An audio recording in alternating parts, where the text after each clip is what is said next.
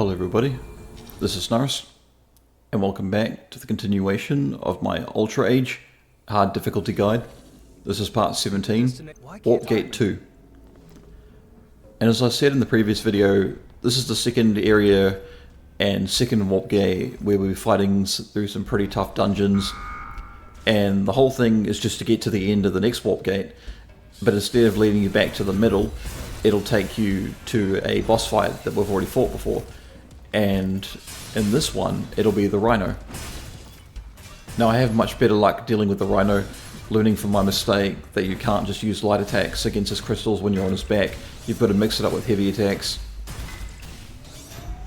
And so I save myself a lot of time, but I also get rather lucky in certain sequences, so not really a problem for me. By the way, these drones that stick together, they either combine to make one long laser, or they create multiple lasers all over the place. There are a couple of variants that have several drones stitched together, and they create sort of like this laser field around them that protects them, but they don't show up that frequently.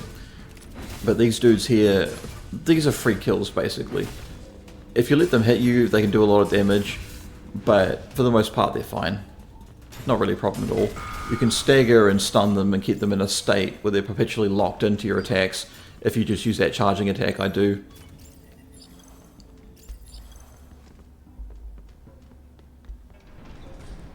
But yeah, this dungeon's not so bad. I think the reason why it looks like it takes so long is because I had a hard time finding the exit. Because I really was trying to find the exit at this point, and I didn't care so much about timing, because I didn't even die in this dungeon, I don't think.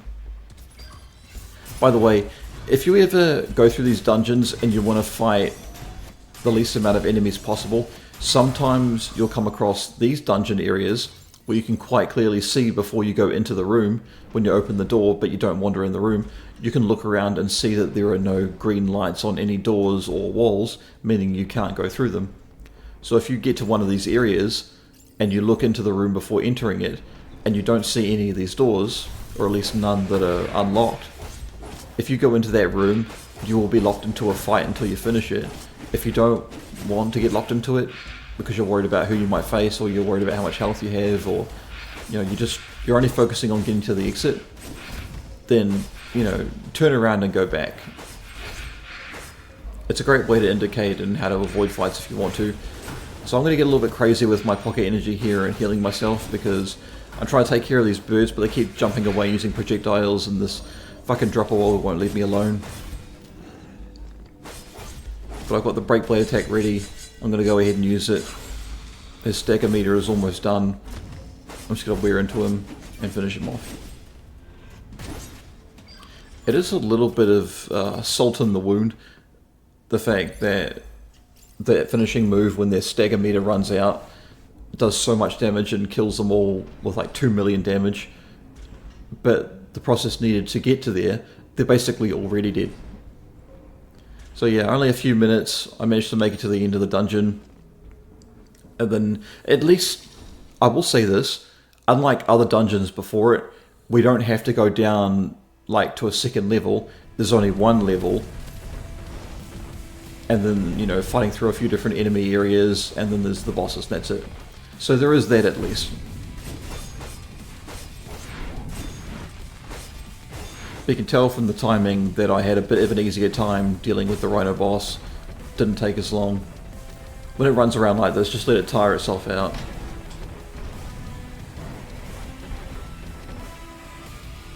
Make sure you let it charge.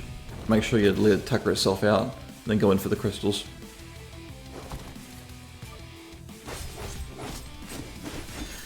By the way, if you didn't know, even when you keep smacking the crystals when they're no longer growing, and you only do 1 point of damage, which technically it doesn't do any point of damage, you still wear out the durability on your katana, so you get it closer to being in a state where you can break it.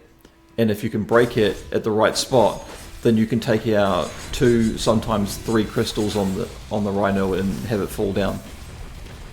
Now these enemies here, these automatons, you don't have to fight them. I don't. And that's mostly because I could fight them with the Claymore and deal to them pretty easily, but it's the one moment where I'll be looking away from the Rhino, I take my eye off the Rhino, that the Rhino will charge. And if it charges, it takes off so much damage. And if it charges you head on, it not only does damage, but it carries your model with it. So unless you dodge cancel out of it, it's going to keep pushing you along and doing constant damage and running you out of your HP. You can knock the automatons over using the Rhino's body weight, but I don't think it actually does any damage to them, which is really strange. Because we're seeing throughout the game that these sort of organic enemies are fighting the robotic ones, so you would think that the automatons would either attack it, or if it got attacked by this thing and run over, that they would take damage, but they don't. They just sort of disappear in between each phase. Or are they going up against its belly, trying to hit me? Alright, they're trying to go up against the belly, trying to hit me. Like, I don't even know if they respawn. I was paying so little attention to it. But what I'm doing right here is I'm trying to bait them into only sticking to the corner. Because a lot of people feel tempted to run out into the open spaces, so that way you can have an easier time dodging it. But that's just not true at all.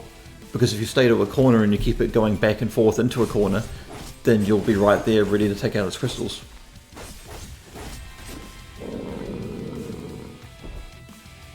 So just one more phase left to go. And it looks like it's running directly for a corner, so I'm going to track it down and follow it. And he's going for the projectile attack. So before he can start launching the first ones off, I get a couple of hits in, and I dodge away, get a couple of hits in, dodge away.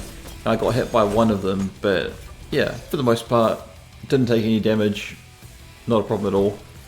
Just finish off the Rhino. Then you head back to the central area, and before you move on to the final warp gate, and then confronting Atlas, I'm going to make a quick few purchases, just get rid of my crystals. So by this point, all of Helvis's upgrades are done, all of the part upgrades that I could do are done. The entirety of the katana, claymore, lightning blade, charge claymore, and I believe gunblade as well are maxed out. And there's just, no, the gunblade isn't, but it will be. And then I'll move on to the steel blade when I'm done. That's enough for this video. I'll see you guys in the next one.